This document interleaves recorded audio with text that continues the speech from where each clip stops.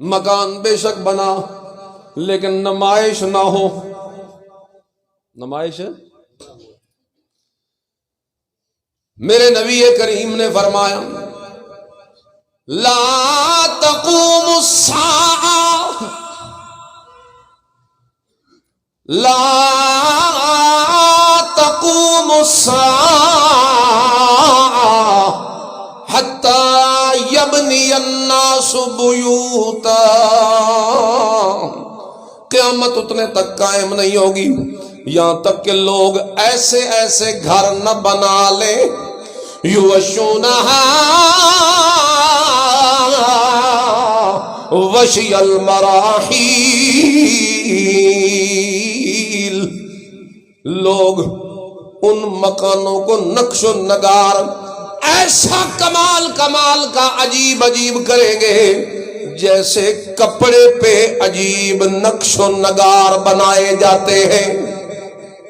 کپڑا نہیں پرنٹ کیا جاتا نئے نئے نقش و نگار کر کے یا کڑھائی یا جیسے بھی ہمارا جیسے کپڑوں کو نقش و نگار کر کے سجایا جاتا ہے اتنے تک قیامت قائم نہیں ہوگی جتنے تک لوگ کپڑوں جیسے نقش و نگار مکانوں پہ نہیں کریں گے. اور یہ بھی ہم اپنی آنکھوں سے دیکھ رہے ہیں اس پرنٹ کے ذریعے وہ سب کچھ کپڑوں والا ادھر بھی منتقل ہو رہا ہے کہ نہیں ہو رہا. کیسے جناب؟ ہاں یہ نقش و نگار ہم کرتے ہیں لیکن یہ نہ سمجھنا کہ کہیں نقش و نگار کی یا یہ خوبصورت مکان کو اچھا بنانے کی کوئی پابندی ہے. مسئلہ چلو آیا ہے تو پورا سن لیجیے. مکان کو بنانے کے 4 درجے ہیں. کتنے ہیں؟ سب سے پہلا درجہ ہے رہائش کہ آپ نے مکان بنایا رہائش کے لیے تو آپ رہائش کے لیے بنائیں. ایسا نہ ہو کہ قابل رہائش ہی نہ ہو قبرستان کی طرح ویران تو نہ ہو کوئی رہائش کے قابل تو ہو نا. اور آپ جانتے ہیں کہ یہ چیز کہ رہائش کے قابل ہو یہ تو سادے سے مکان سے بھی یہ ضرورت پوری ہو سکتی ہے نا. جناب رسول اللہ صلی اللہ علیہ وسلم نے اسی کو پسند کیا. آپ علیہ السلام کو تو یہ فرمایا گیا تھا کہ اے میرے نبی اگر چاہو تو احد پہاڑ کو سونا بنا کے ساتھ چلا دوں لیکن میرے نبی نے اسے پسند سادگی کو پسند. بلکہ حدیث میں آتا ہے امام الانبیاء صلی اللہ علیہ وسلم اپنے حجرے میں لیٹے ہوئے فاروق اعظم رضی اللہ تعالی عنہ اندر تشریف لائے. چٹائی کے اوپر میرے محبوب لیٹے ہوئے کھجور کے پتوں کی چٹائی ہے اور اینٹ سر کے نیچے سرانہ بنا کے رکھی ہوئی ہے. اینٹ مشکیزہ پانی کا ایک لٹکا کھڑا ہے مصلا پڑا ہے ایک لوٹا پڑا ہے. یہ کل کائنات میرے نبی کی دیکھ کر فاروق اعظم کی چیخ نکل گئی اور فوری طور پہ رونے لگے. میرے نبی کریم نے پوچھا او فاروق اعظم کیوں روتا ہے؟ کہنے لگا یا رسول اللہ اس لیے رونا آ گیا اللہ کے دشمن عیش پرستی میں دنیا میں عیش کرے سونے چاندی کے محلات میں رہے اور آپ تو اللہ کے حبیب ہیں آپ تو اللہ کے پیارے ہیں آپ کتنی مشکل کا گزارا فرما رہے. اور میرے نبی کریم صلی اللہ علیہ وسلم نے آگے فرمایا اے عمر تو کیا سوچنے لگ گیا ما انا الا کراکب استظل تحت شجرۃ ثم راح وترکها. اے عمر تجھے کیا پتا میں تو دنیا میں مسافر کی حیثیت سے آیا ہوں اور میں نے کب یہاں پکا رہنا ہے کہ میں محلات بناؤں. میں نے تو ایک مسافر کی حیثیت سے یہاں تھوڑی دیر آرام کرنا ہے. عمر کے سانس پورے کر کے میں نے تو دنیا سے رخصت ہو جانا ہے.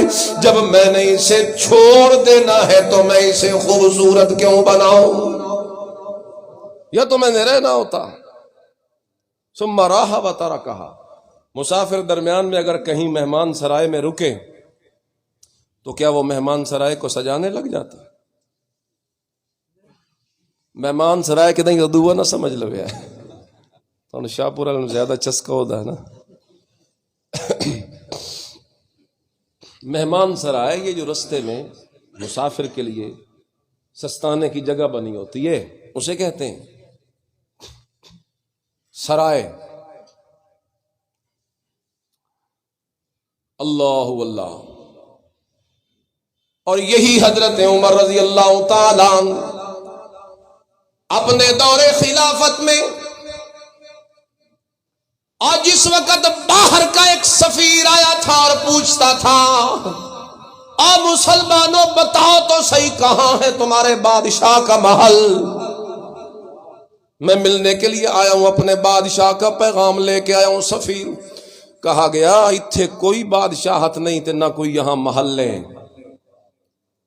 وہ آگے جاؤ، وہ درخت کے نیچے ایک بندہ جو سر کے نیچے اینٹ رکھ کے درخت کے سائے میں سویا ہوا ہے، تلوار اپنی لٹکا کر، وہی ہے ہمارا بادشاہ، وہی ہے ہمارا امیر المومنین۔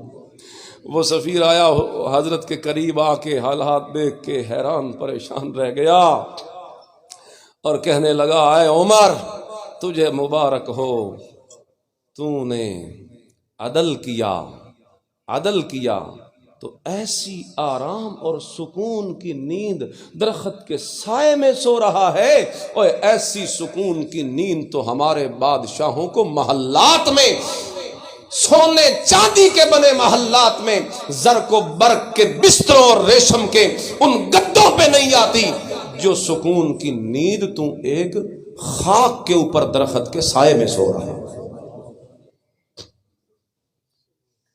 ملک شام کا دورہ کیا فاروق اعظم نے، ملک شام آج بھی ہے نا، ملک شام آج تو چھوٹا ہو گیا ہے، فاروق اعظم کے دور میں ملک شام 4 ملکوں پر مشتمل تھا، اب تو اس کے 4 الگ بن گئے، فلسطین، خود شام، فلسطین اور لبنان اور اردن، یہ 4 ملک اب جو الگ بن چکے ہیں، اس وقت یہ ایک ہی سارا شام تھا، اور گورنر کا نام تھا ابو عبیدہ بن جراح، کہو رضی اللہ تعالی، صحابی رسول ہے، اور یہ خلیفہ تھے، بادشاہ وقت تھے، چونکہ جس طرح بادشاہ مختلف علاقوں کا دورہ کرتا ہے تو اپنے ایک اس علاقے ملک شام کا دورہ کیا۔ سنیے گا، دورہ جس وقت مکمل ہوا، واپسی پہ ابو عبیدہ گورنر شام کو کہتی ہے جناب میری ایک خواہش ہے۔ بولیے حضور کیا خواہش؟ فرمانے لگے خواہش یہ کہ میں تیرا مکان دیکھنا چاہتا ہوں، میں دیکھوں نا کہ اگر ہم نے تمہیں گورنری دے کے ان علاقوں میں بھیجا ہے تو تمہاری حالت اور کیفیت کیا ہے، کیا تم ویسے ہی ہو جیسے ہم نے بھیجا تھا تمہیں، یا کچھ بادشاہت نے چھو لیا ہے، دولت کی جو ریل پیل ہے، ہاتھوں میں سونا چاندی ہے، تو کچھ دیکھوں تو صحیح۔ کہنے لگے حضور بڑی خوشی کی بات ہے، ضرور تشریف لے آئی۔ ابو عبیدہ بن جراح گورنر شام ہے، امیر المومنین فاروق اعظم کو ساتھ لے کے آبادی سے بھی باہر نکل گئے، اور جب آبادی سے باہر نکلے تو ویرانی سی جگہ ہے، اور وہاں ایک کھجور کے پتوں سے بنا ایک چھپر ہے، اور ایک چھوٹا سا کمرہ بنا ہوا ہے، تھوڑا سا سامان پڑا ہے، اور اشارہ کر کے کہنے لگے امیر المومنین یہ ہے میرا مکان۔ فاروق اعظم کی چیخیں نکل گئی، زاروں قطار رونے لگے اور کہنے لگے ابو عبیدہ اس دنیا کی دولت کی ریل پیل اور سونے چاندی نے تجھے بالکل چھوا تک نہیں ہے، اور تو بالکل ابھی بھی اسی طرح ہے جس طرح حضور کے زمانے میں ہوا کرتا تھا، اور تو ابھی بھی اسی طرح ہے، تجھے مبارک ہے۔ تو مکان کا درجہ میں پہلا بتا رہا تھا رہائش، بھئی یہ رہائش تو سادہ سے مکان میں بھی حضور نے بھی اسے پسند کیا، صحابہ نے بھی اسی پسند کیا، اور مکان کا دوسرا درجہ ہے آسائش، کہ آپ نے مکان بنایا تو آپ اسے آرام دہ بنا دیں، آسائش آرام کو کہتے ہیں، تو اس کی اجازت ہے۔ دیکھو حضور کتنے رحم والے ہیں، خود سادگی کو پسند کر کے تمہیں اجازت دے رہے ہیں، تم کر لو، آسائشیں کر لو، یعنی آپ اسے پکا بنا دیں۔ ویسے رہائش تو کچے میں بھی ہو سکتی ہے، آپ آسائش کے لیے پکا بنا دیں، بال بچے میرے سکون سے رہیں گے، فکر جان چھوٹے گی، ایک ٹینشن ختم ہوگی، تو آپ پکا بنا دیں۔ آپ آسائش کو دے دیں، مثال چھت جلدی گرم ہو جاتی ہے، آپ اس کی گرمی کو ختم کرنے کے لیے کچھ آسائش کرا سکتے ہیں، اور کوئی آسائشیں سہولیات اپنے گھر میں پیدا کریں، یہ دوسرا درجہ اس کی اجازت ہے۔ مکان کا تیسرا درجہ ہے آرائش، کہ مکان کو سجا بھی دیا جائے، تھوڑا خوبصورت بھی کر دیا جائے۔ خود رحمت للعالمین نے سادہ حجروں میں گزارا کیا اور اپنی امت کو آرائش کی بھی اجازت دے دی۔ سجا لو بے شک، لیکن سجاوٹ میں حدوں سے آگے نہ نکلنا، قیامت کی نشانی نہ بنانا اپنے مکان کو، اس لیے کہ ابھی میں نے حدیث سنائی، رسول اللہ نے فرمایا اتنے تک قیامت قائم نہیں ہوگی جتنے تک لوگ مکانوں کو کپڑوں جیسے نقش و نگار کر کے نہیں سجائیں گے۔ سادہ سی سجاوٹ آپ کر لو، مثال آپ اچھا فرنیچر لا کے گھر میں رکھ دو، رنگ شنگ کروا لو، رنگ روغن کروا لو، مطلب ایک حدوں میں رہ کر ایک سادگی بھی اس میں ہو اور خوبصورتی بھی ہو۔ یہ نہیں کہ پیسہ آپ مکانوں پہ لگا رہے، بدترین ہے وہ پیسہ جو مکانوں پہ ضائع کیا جائے حدوں سے آگے نکل کر، ورنہ رہائش کے لیے آپ کو اجازت ہے، آپ مکان بنائیں۔ یہ بھی حدیث میں ہے کہ بدترین ہے وہ پیسہ جو مکانوں پہ یوں اڑایا جاتا ہے۔ تو کتنے درجے ہو گئے؟ رہائش کے لیے تو سادہ سا بھی ہو سکتا ہے، لیکن آپ دوسرا درجہ کیا بتایا میں نے؟ آسائش، آرام دہ بنائیں، اسے پکا بنا لیں، اچھا بنا لیں۔ تیسرا درجہ میں نے کیا بتایا؟ آرائش، خوبصورت بھی کر لیں، اسے تھوڑا بہت سجا لیں، اجازت ہے، لیکن حدوں سے آگے نہ نکلیں، فضول خرچی نہ کریں۔ اور چوتھا درجہ ہے نمائش۔ گل اتھو نکلی آئی بھئی کسی عمل کی نمائش کرنی جائز نہیں۔ مکان کا چوتھا درجہ نمائش ہے، کہ آپ نے اگر اس لیے بنایا کہ محلے میں اس نے بنایا ہے، میں اس تو ذرا چنگا بنا کے دکھاؤں، یہ نہ ہونا کہ میرا گریڈ اونچا ہے اور مکان میرا بھیڑا ہوئے، گل تو کوئی نہ ہوئی نا جی، اتنی تنخواہ اور اتنا محلے میں نام ہے اور مکان نہ، یہ نہ ہو، نمائش نہ ہو۔ جب بھی مکان بناؤ رہائش کے لیے آسائش بھی بے شک لاؤ، تھوڑی بہت آرائش بھی کر لو، لیکن نمائش کرو گے تو آخری حدیث سناتا چلوں، میرے نبی کریم صلی اللہ علیہ وسلم نے فرمایا اتقوا الحرام فی البنیان فإنہ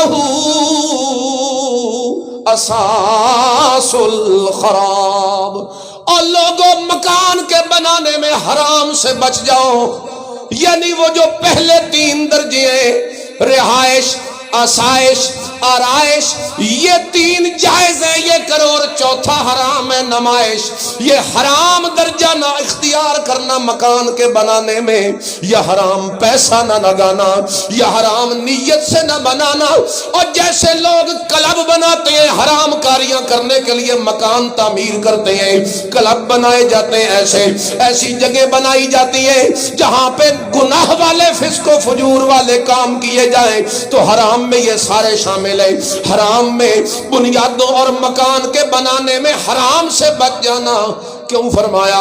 فرمایا فَإِنَّهُ أَسَاسُ الْخَرَابِ، کیونکہ یہی حرام تمہاری تباہی کا ذریعہ بنے گا۔ الغرض میں کہہ رہا تھا کہ اللہ نے دنیا میں ہمیں بھیجا احسن و عملہ، اچھے عمل کے لیے، اور احسن و عملہ کی دو شرطیں میں نے بتائیں۔ پہلی شرط کہ وہ اخلاص سے ہو، دوسری شرط رہ گئی کہ وہ سنت کے مطابق ہو۔ پھر کسی موقع پہ اللہ ہمیں اخلاص نصیب فرمائے۔ وآخر دعوانا الحمد۔